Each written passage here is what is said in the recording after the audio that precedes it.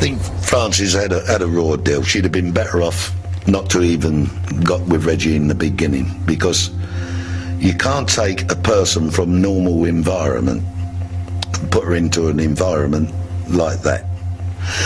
Before they even got engaged or anything, I was on a boat with him going to France, and he'd bought her a lovely necklace, and they had a row, and invariably their rows was only over the family and the way that they treated Frances, and she had good reason to. You know, they didn't treat her nice at all. And what happened was she ripped the necklace off and threw it overboard.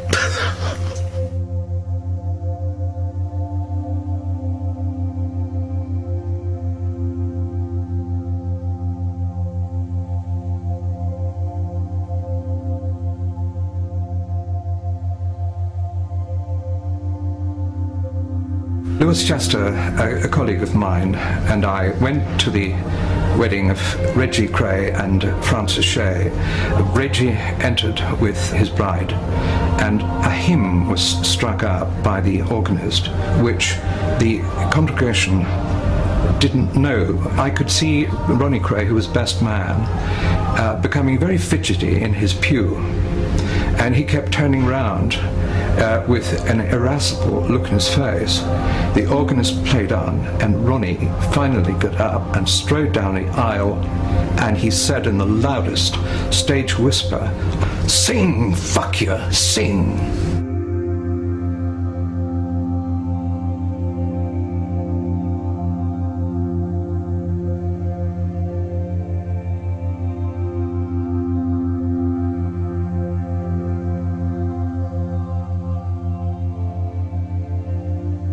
They wasn't left alone to be husband and wife.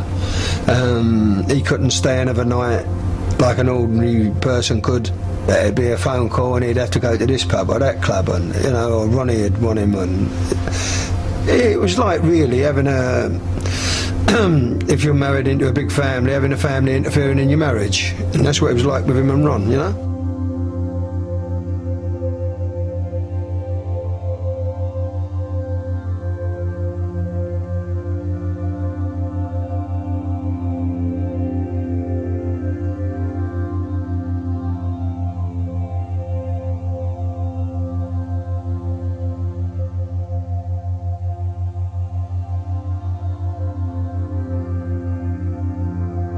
The hostility was there, continuous, because Ronnie used to really go to town with her, you know.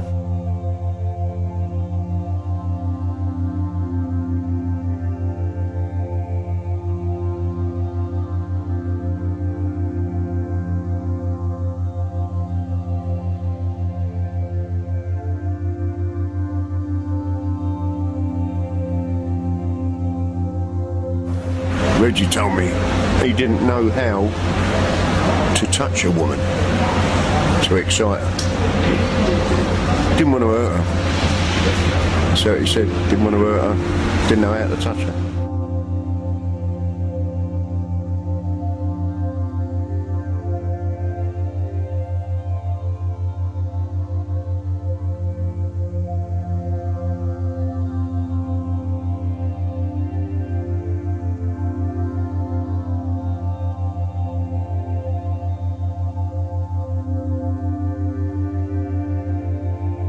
Frances' mother revealed that her daughter's marriage to Reggie Kray had never been consummated.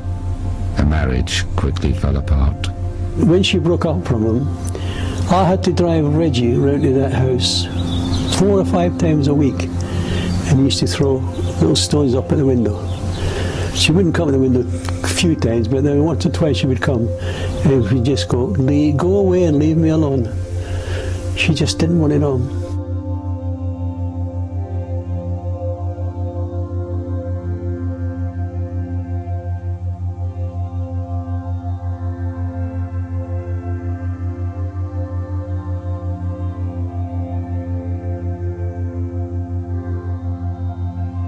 Reggie knew Frances, I think, from the age about 14, but first of all he knew her brother. I mean, they were two good-looking kids, but basically from a woman's point of view, I think the brother was even better looking than the sister.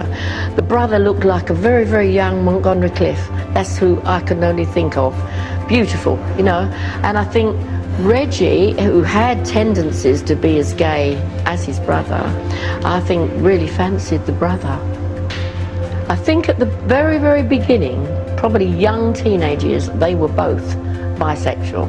But then again, Ronnie, as Violet told me, Ronnie had girlfriends. He had 2 girlfriends, but both were known to Violet, and both that he definitely slept with, but his preference then changed completely then. After I think about 16, 17 years of age, his preference was boys. Reggie, on the other hand, had had girlfriends, but definitely being bisexual, and I think probably would have had an affair with the brother first, had it been consented, but the brother didn't want to know. And then he'd met the sister, who was equally beautiful, and started this love affair.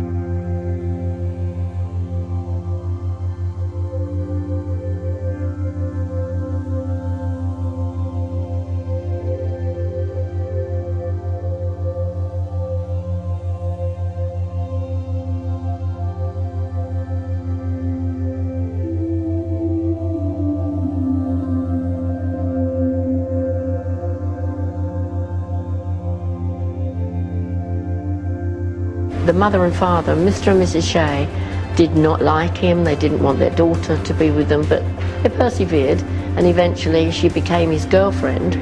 Although she had tendencies like mental health tendencies, she was on medication, she was nervous.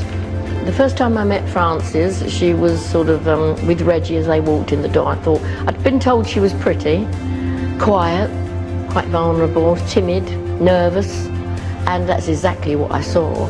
And he would just put her there with Violet and say, I'll be back later. Even 5 minutes after he walked out the door, she'd look at the clock and say, what time do you think he'd be back? And he will be coming back for me. And fidgeting with the gloves, she wore these little white gloves, fidgeting, nervous. All she ever wanted to be was to be with him. At the beginning, of course, and he treated her like a princess. Ronnie hated that because it was somebody, at last he'd found somebody, Reggie, that he really, really fell in love with. He was absolutely, he adored her. Treated her like a princess, gave her everything, delivered clothes to her house, shoes. She couldn't even go to a shop to pick a dress, like we could go. They were delivered there for her to choose, and Ronnie absolutely hated that. And he had no intentions, or so he thought at the time, to let this marriage go ahead, and he did everything in his power to stop this marriage. Why do you want to get married? You know, we're together. And it seemed though nobody could take Reggie away from him. Very jealous of Frances, he was. But eventually the marriage did take place. But he never liked Frances, ever, Ronnie.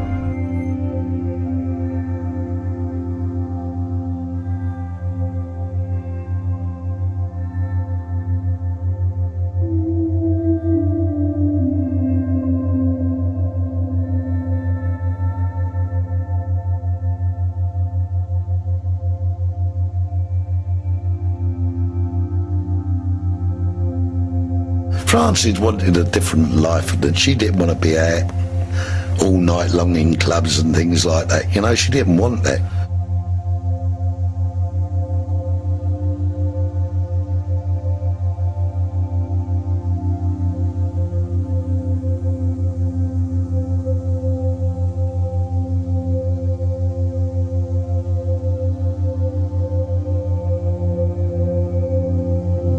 She was in a desperate state, and the consequence was that she left and she went back to her family.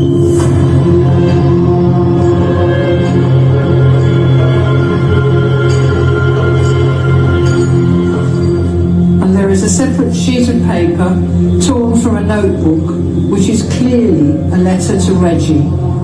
I've finished with you forever. And don't come crawling back, gutter snipe. had the decency to let me live my type of life, and you can stink in yours, unless you want the ghost to haunt you.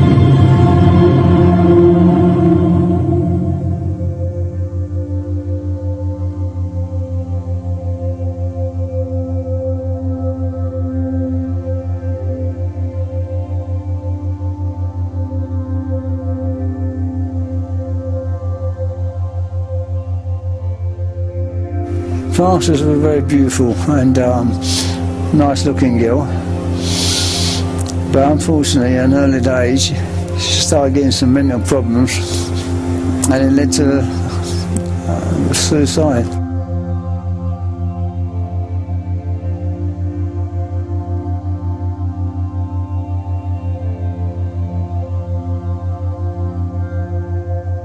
When Frances died, Reggie lived in our house for about 9 months, you know, and like we tried to help him through his, you know, his bereavement, you know. I think he was so much in love with her, it just, you know, it really broke his heart, you know, when she died. Reggie thought so much of Frances, his life ended. That's the way he looked at it. Told me so out of his own mouth. She had attempted it on a previous occasion or two, but of course you'd never get over the shock of someone committing suicide.